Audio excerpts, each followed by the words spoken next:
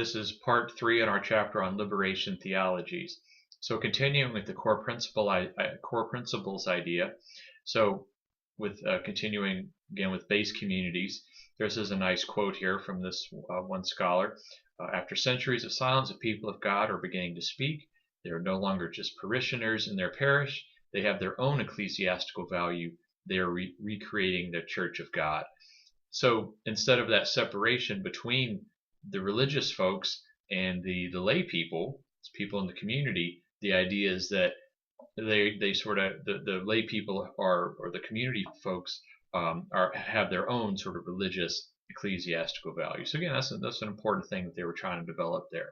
So the bottom part here, you can see that, well, if they're sort of gaining their own value, then you can see why that might be potentially dangerous for a very sort of strictly hierarchical church, which we have seen has been attempted to try to suppress some of this idea of base communities and lay people having their own ecclesiastical value.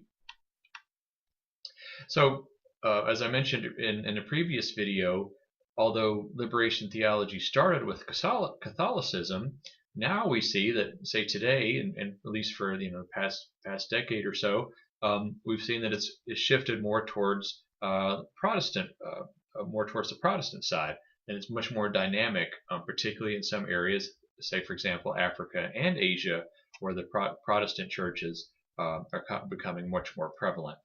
So an interesting thing that we want to look at with Protestant liberation theology is this idea with an emphasis on how Christ is depicted, or how he is seen, or how he is viewed by people in those specific areas. So again, for these groups, for example, they would want, so for oppressed peoples here, they want to see, or the idea is that they would see Christ in their own image. So Africans would, for example, say, Christ must be black. Women would say, he must be female. Asian liberation theology would sort of depict or sort of have this image of Christ as Asian, and so forth. So whatever the oppressed peoples would be, they would want to see him in that idea. So one of the most important sort of strains of liberation theology here in the United States is what we call black liberation theology, and you might be familiar with this already. So like these other groups, say outside of the country, so black liberation theology, you can see here, is derived from the lived experiences of African Americans in what they would refer to as a racist America, and also from their experiences in the black church. So your book has a picture and has a little bit of information on James Cone, who is sort of a major exponent of black liberation theology. In some ways could be seen again as one of the fathers of black liberation theology in this country. So that's could be one of the things that you research a little further here. So continuing up on that subject, as Cone says here, this is a good sort of quote that kind of encapsulates a lot of what he believed, and again that tie to sort of Christ being black, the oppressed, all that type of thing. So again, he says, Christ really enters into our world where the poor, the despised, and the black are, disclosing that he is with them, enduring their humiliation and pain, and transforming the oppressed slaves into liberated servants. Again, servants of Christ, servants of God, not servants for other people. So again, there's this idea, again, kind of a controversial statement you could see, particularly for the, again, sort of more strict, more kind of old school church hierarchy. Says again, indeed, if Christ is not truly black, then the historical Jesus lied. All right. So again, there's this sort of stress or emphasis on that preferential option for the poor, and as this guy Hopkins says, we need that more than ever these days. So again, saying when times are tough, this sort of liberation theology of pulling the oppressed peoples up, that has a certain ring to it, when during rougher economic times. All right, so again, switching gears a little bit here, you can see, so the one variant of that um, Black liberation theology is what we call womanist theology. Developed by and for African American women.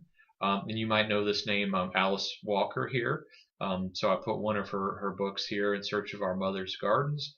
So again, that's kind of seen where, she really talks a lot about this sort of womanist theology here. Although she does argue that liberation should be for all people. So, again, there's that variant related to women and African American women in particular. But again, she's not saying that it should just be for that group by any means. But again, hopefully Alice Walker. She wrote a little book called The Color Purple, who obviously eventually became a hit movie there in the mid 1980s.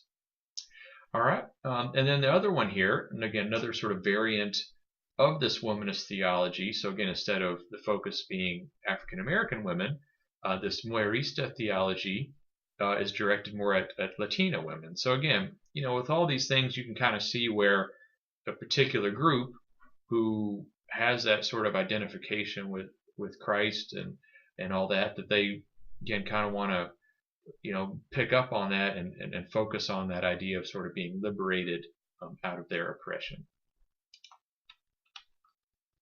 All right, so continuing on here. So again, we looked at African American women, for example,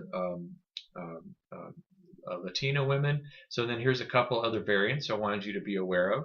So one here we call Minjung theology. So this is based primarily in Korea. So this is actually one of the most Christian areas of Asia. So a little bit different here, where the theology refers to this idea of a common people oppressed by an elite. So again, you're still kind of having that focus of the oppressed versus the oppressor, that type of thing. So then moving over to from Korea to India, we have this variant called Dalit theology.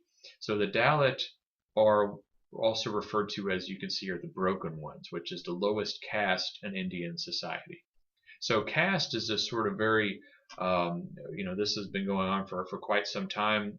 Indian society has tried to move away from some of this, but in some respects, the society still has a lot of this focus on the caste system, where people are born into a certain sort of socioeconomic status in their country. So, for example, if you're born a Dalit, or this lowest caste, right? Also, you might have heard them referred to as the untouchables. So, sometimes it's even so extreme that people that aren't Dalit, would say, they don't even want to be in the same room as people that would be Dalit. They say, oh, they shouldn't even, we don't want to even breathe the same air that they do. So again, it's just sort of a very, sort of strong focus on your sort of station in society. And then the last one you can see here, right, is this Asian feminist theology. So again, you can see where we kind of have a whole bunch of different stuff going on there. We have, the sort of regional or personal characteristics here, or racial characteristics with Asian. Then we have the gender, obviously, with feminism, and then of course we have the religious aspect with the theology coming in here. So again, this Asian feminist theology then is sort of this mix of all of those different factors, where, again, thinking about a minority of a minority sort of thing. So Asian women view themselves as the oppressed of the oppressed. So very similar in a way to the womanist theology idea, where African American women, would also say, for example, that under that womanist theology, that they would view themselves as the oppressed of the oppressed, right? Sort of the double minority, or even you could say, triple or quadruple minority, depending on the situation. All right, so moving to, so that was it's a bit more in Asia. So in Africa, for example, so you can see this book I put in here from Marty about African theology. So these places might be familiar too. So again, South Africa, right, is a very tip of the country, obviously. So liberation in this case was seen as a response to apartheid. So if you are not familiar with that term, so apartheid just means separateness or apartness. It's a Dutch word. So apartheid was very much like the Jim Crow system of discriminatory laws here in the United States.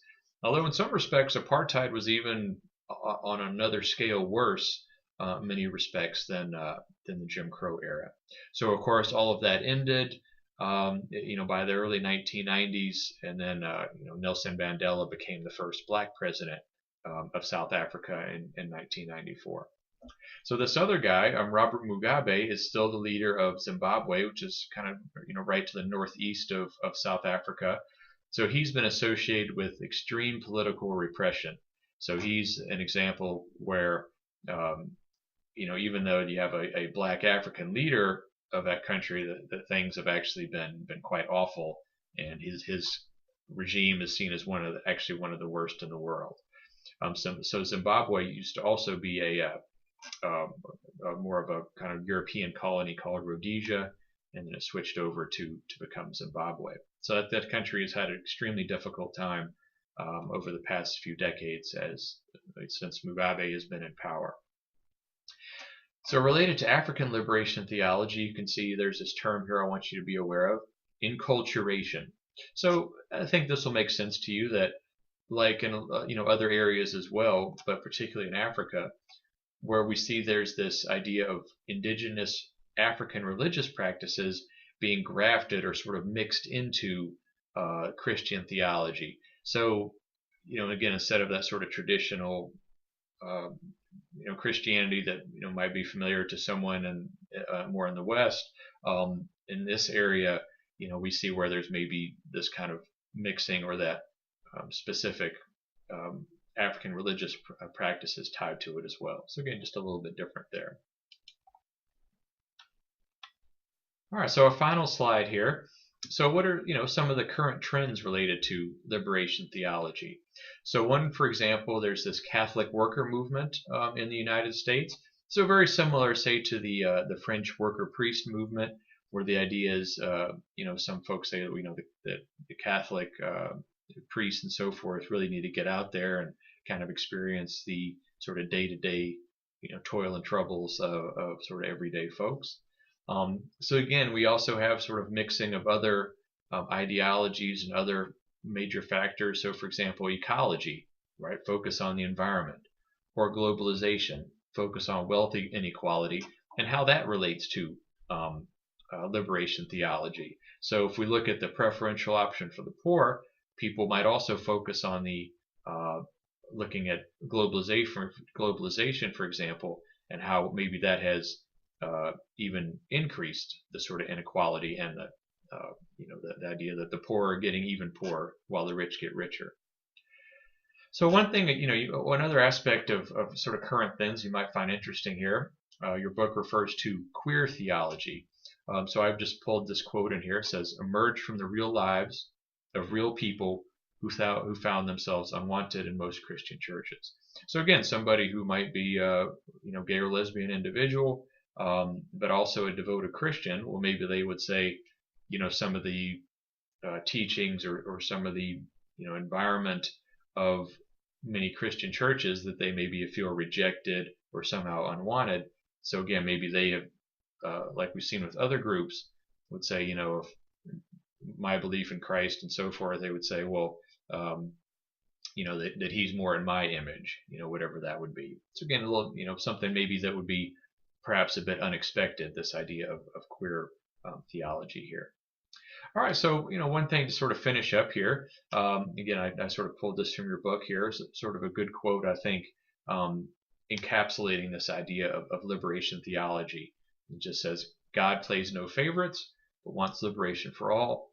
And Christ was a radical seeking justice for all people." Right. So, and that's like sort of a common theme for all of these groups. Be it sort of the different variants based on location or race or the political system it happens to be in, whether it's Catholic, whether it's Protestant, whatever it is, you can see there's this sort of justice, social justice aspect to it, and probably more importantly, economic justice, right? With this again, that key feature of the preferential option for the poor, and that sort of runs through all these different themes.